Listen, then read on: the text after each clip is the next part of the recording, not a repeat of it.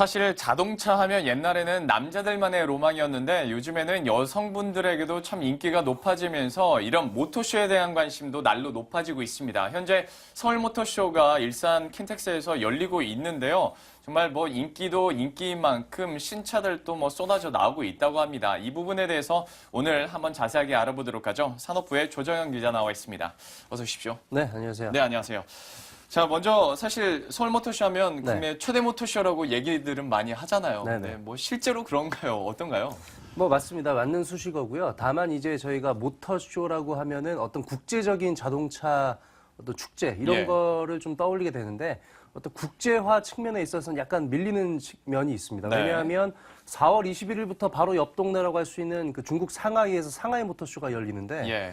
자동차 업체들 입장에서는 세계 최대 자동차 시장에서 선보일 모델들을 굳이 예. 한국이라는 비교적 작은 시장에서 앞서 선보일 이유가 없기도 하고요. 네. 또 저 먼 대서양 건너서 태평양 건너 미국에서는 그 뉴욕 모터쇼가 꼭 같은 기간에 열리고 있습니다. 그래서 예. 어느 정도 그 월드 프리미어, 그 자동차 이 모터쇼의 꽃이라고 할 수 있는 월드 프리미어, 다시 말해서 세계 최초 공개라는 측면에서는 다소 좀 불리한 측면이 있는데 어찌됐건 국내에서 열리는 자동차 축제 가운데는 가장 큰 무대라고 할 수 있고요. 원래는 코엑스에서 열리다가 일산의 킨텍스가 완공이 되면서 2005년부터는 일산 킨텍스에서 2년 단위로 경년으로 열리고 있습니다. 예.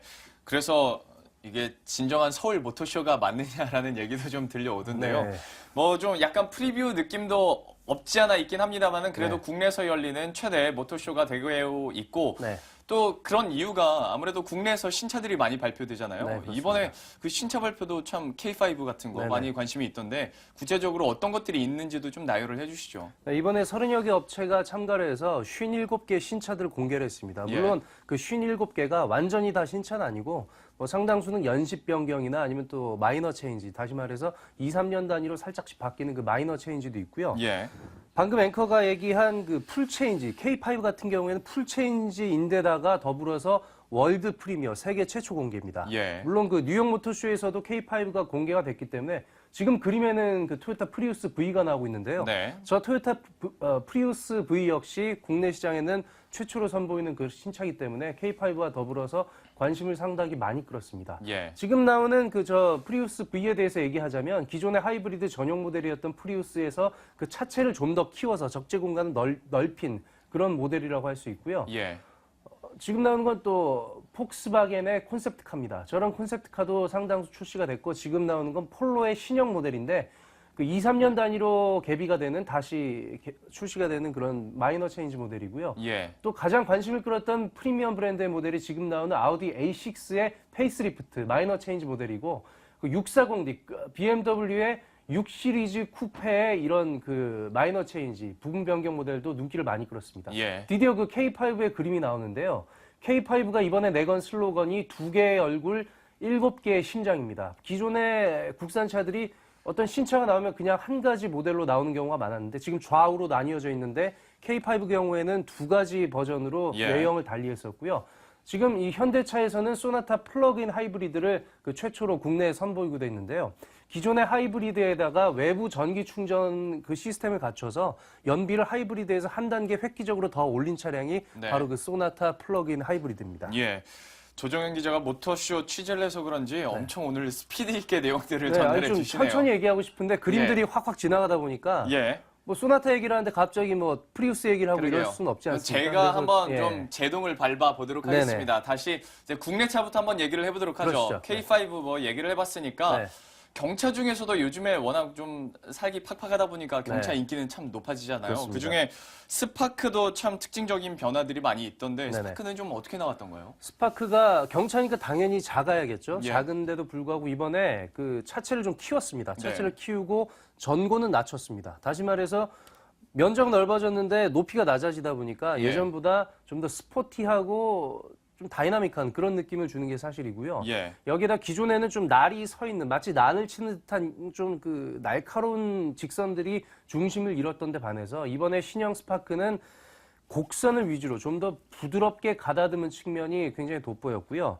이 스파크 역시 월드 프리미어 세계 최초 공개 모델입니다. 국산차 중에서는 그 양산차 중에서는 K5와 함께 신형 스파크만이 월드 프리미어로 공개가 됐었는데 같은 기간에 열리고 있는 그 뉴욕 모터쇼에서 두 개 차종이 네. 동시에 선을 보여서 굉장히 큰 관심을 끌었습니다.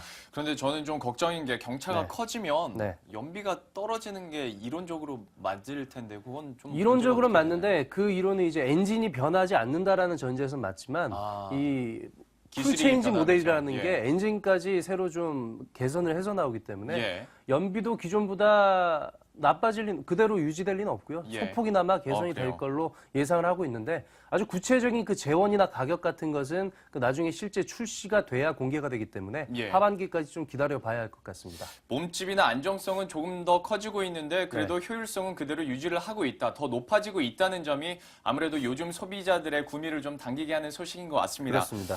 그리고 앞서서 이제 조정 기자가 빠르게 화면 보면서 설명해 주셨을 때 네. 컨셉트카가 정말 잠깐 지나갔잖아요. 그렇습니다. 좀 컨셉트카 우리가 뭐 영화에서나 볼 법한 네. 자동차들이 실제로 이렇게 전시가 되는 건데 네. 그 중에서도 가장 좀 눈길을 끌던 컨셉트카 어떤 것들이 있을까요? 콘셉트카가 흔히 생각하기엔 이거 뭐 타볼 수도 없는 거고 예. 출시도 안 될 차인데 뭐 자세히 봐 이런 네네. 반응도 있긴 한데 그게 사실은 틀린 게 콘셉트카가 어떤 브랜드의 중장기적인 그런 개발 방향을 미리 제시해주는 모델입니다. 그렇기 예. 때문에 어떤 브랜드의 철학과 그 R&D의 방향이 모두 오롯하게 담겨 있다고 볼 수 있겠고요. 제가 모터쇼 현장에서 가장 크게 좀 눈길을 줬던 모델이 그 현대차의 엔듀로라는 그 소형 크로스오버 콘셉트카였습니다. 예. 그 알루미늄 같은 신소재들을 대거 적용을 했고요. 성능 역시 굉장히 뛰어나서 2.0 가솔린 터보 엔진을 장착해서 굉장히 높은 출력의 성능을 내는 그런 콘셉트카였는데요. 물론 아직 뭐 도로에 곧 굴러다닐 차는 아니었지만 예. 비교를 해보면 차체 크기가 지금 나와 있는 현대차 신형 투싼, 그 소형 SUV인 신형 투싼보다 훨씬 작습니다. 그 네. 차체 전장이 한 4,200mm, 4,270mm 정도 되는 크기인데 네. 투싼보다 20mm 작은 크기이고 다시 말해서 현대차가 곧 머지않은 중기에 그 신형 투싼보다 더 작은 소형 크로스오버로 출시할 거라는 그런 개발 청사진을 제시를 했고요. 예. 여기에다가 엔진 성능도 올리면서 신소재 적용을 통해서 차체 경량화를 달성하는 이런 중장기적인 개발 방향을 제시를 해줬습니다. 예. 사실 우리가 패션쇼를 가더라도 네. 그 모델들이 입고 있는 옷 솔직히 누가 저걸 입어라고 하지만 그 회사나 브랜드의 앞으로의 방향성을 우리가 볼 수 있듯이 컨셉트카에서도 이 회사의 앞으로의 방향성 좀 우리가 어느 정도 가늠해 볼 수 있는 척도이기 때문에 또 중요하게 여겨지는 것 같고요. 그렇습니다. 전체적으로 뭐 국산차들 얘기도 해봤으니까 수입차도 뭐 당연히 무시할 수가 없습니다. 네. 숫자적으로만 봤을 때 사실 뭐 국산차보다 많은 것도 사실이고요. 네네. 이 중에서도 좀 주목할 만한 자동차가 있다면 어떤 게 있을까요? 아까 봤던 그 A6, A6와 A7의 어떤 그 마이너 체인지, 페이스리프트 모델인데요. 예. 지금 A6가 국내에서 굉장히 잘 팔리고 있습니다. 이번에도 그 수입차 3월 판매에서 뭐 2위, 3위에 A6 모델들이 이름을 올렸었는데, 물론 아우디 코리아의 어떤 파격적인 할인 적재, 거의 뭐 20% 가까이 할인을 해주기 때문에 예. 그래서 판매가 잘 됐던 측면도 있지만 어찌됐건 국내에서 독일 프리미엄 중형 고성능 세단을 가장 저렴하게 살 수 있는 게 바로 아우디 A6입니다. 네. 그 A6의 페이스리프트 버전이 이번에 출품이 됐기 때문에 굉장히 관심을 끌었는데요.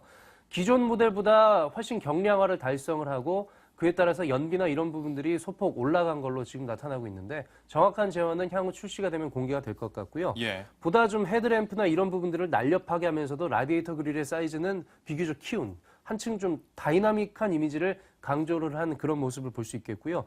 프리우스 V 같은 경우에도 프리우스가 그 전 세계적으로 그 최고 수준의 하이브리드 시스템을 장착한 친환경 차량으로 각광을 받고 있지 않습니까? 예. 그 프리우스에서 차체 크기를 넓혀서 그 적재성을 SUV급으로 진화시킨 그런 예. 모델이 프리우스 V인데요. 이번에 아예 한국 토요타에서는 서울 모터쇼에서 프리우스 V를 공개를 하면서 네. 판매 가격까지 공개를 했습니다. 3,880만 원에 판매를 하겠다. 다시 말해서 서울 모터쇼에서 아예 그냥 진짜 출시를 해버린 건데요. 출시 회장을 만들어 네, 버렸네요. 그래서 그냥 침 바른 격으로 그렇죠. 돼버렸는데 예. 사실 그 취재하는 기자 입장에선 이건 좀 그렇지 않나. 이건 좀 아니다. 아무리 모터쇼 자동차 산업이라는 게 상업적인 시장을 발판으로 하고 있지만 예. 모토쇼라는 국제적인 행사를 출시회장으로 만들어버린 게 조금 못내 안타깝긴 했었는데 예. 어찌됐건 그만큼 수입차 업체들이 이번 4월에 열리는 서울 모터쇼를 계기로 5월, 6월 이후에 하반기부터는 판매에서 한 단계 퀀텀 점프를 해보겠다. 이런 의지가 읽혀지기도 하는 대목입니다. 예.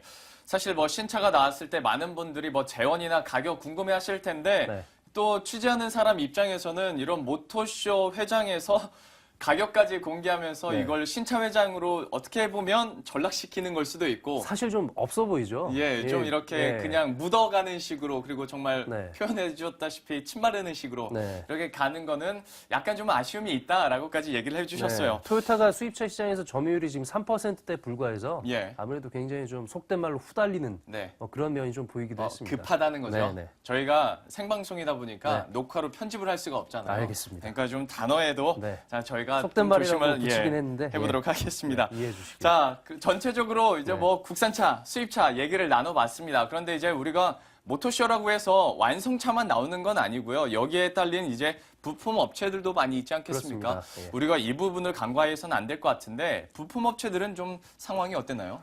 국내 대표적인 대형 부품사라고 할 수 있죠. 현대모비스와 만도헤부스가 가장 큰 눈길을 끌었었는데요. 예. 주 골자는 자율주행입니다. 자율주행이 굉장히 그 폭넓은 카테고리를 포함을 하고 있는데 자동으로 차가 가야 되는 건 당연하고 자동으로 차선을 지켜줘야 하고 자동으로 멈추는 것도 중요하고요. 예. 자동으로 주차까지 해내면 완전한 자율주행이 구현이 된다 이렇게 판단을 해볼 수 있겠는데 제가 가장 관심을 끌었던 건 또 관람객들도 가장 눈길을 줬던 게 바로 자동 긴급 제동 장치입니다. 예. 아직 국내에는 관련 법규가 제도화되어 있지 않아서 그 의무 장착이 안 되고 있는데 현대차 신형 투싼의 고급 사양에 장착이 된 그 최신 사양입니다. 다시 말해서 자동차가 쭉 가다가 앞에 장애물이 갑자기 나타나면 운전자가 미처 브레이크를 밟지 않아도 차량이 알아서 서버리는 네. 그런 기능인데요. 최근에 영종대교나 이런 데서 아주 대형 사고가 많았었는데 그랬죠. 이런 제도가 그 법제화된다면 장착이 의무화된다면 미연에 방지할 수 있는 그런 기능인데 또 이런 자동 긴급 제동 장치와 함께 그 차선 이탈을 자동으로 막아주는 그런 기술들도 선을 보였습니다. 차선 이탈이라고 하면 기존에 차선을 이탈하게 되면 카메라 센서로 그 이탈 여부를 감지해서 예. 그 경고를 해주는 경고음을 하거나 시트에 진동을 넣어서 그 경고를 해주는 그런 기능이 있었는데 예. 이번에 모터쇼에서 선보인 차선 이탈 방지 장치는 그에 한 단계 더 나아가서 아예 핸들을 조작을 해서 예. 차선에서 벗어나면 핸들을 꺾어서 다시 차선 안으로 들어오게 해주는 그런 기술까지 선보였습니다. 예. 이런 기술들이 선보였다고 하면 아니 어떻게 기계를 그렇게 믿을 수 있냐? 좀 내심 불안한 게 차라리 내 사실이죠. 눈으로 내 두뇌로 조작을 하는 게 낫지 예. 않냐 하는 분들이 계신데 그거 굉장히 좀 근시안적인 얘기고요. 예. 나중에 나이 들고 이러다 보면 네. 굉장히 그 반응 속도가 느려지기 마련입니다. 예. 따라서 보다 인공지능화된 기계의 힘을 빌리는 게 훨씬 정확한 안전 장치라고 할 수 있겠습니다. 예. 역시 아무래도 자율주행이 하나의 또 대세기도 하고요. 네. 그런데 이 중에서 중요한 것이 바로 제동과 관련된 것인데 네. 계속해서 이제 신기술들이 나오고 있고 차선 이탈 방지 같은 경우에도 역시 알아서 이렇게 다시 원상복귀 시켜준다고 하니까 앞으로 기술 더 발전되는 것을 우리가 기다려 보도록 하겠습니다. 네. 서울 모터쇼가 오는 12일까지죠. 일까지 그렇습니다. 계속 되는데요. 사실 뭐 워낙 좋은 차들이 많이 나오다 보니까 입장료가 너무 비싸지 않을까 걱정하시는 분들도 많은데 그렇게 비싸지가 않더라고요. 네, 크게 부담 없는 10,000원, 가격에서 12,000원 예, 그 정도 할수 하더라고요. 여러분들도 일산 킨텍스 가까우니까요. 한번 직접 체험해 보시고 또 관람해 보시면 좋을 것 같습니다. 지금까지 산업부의 조정현 기자와 함께했습니다. 고맙습니다.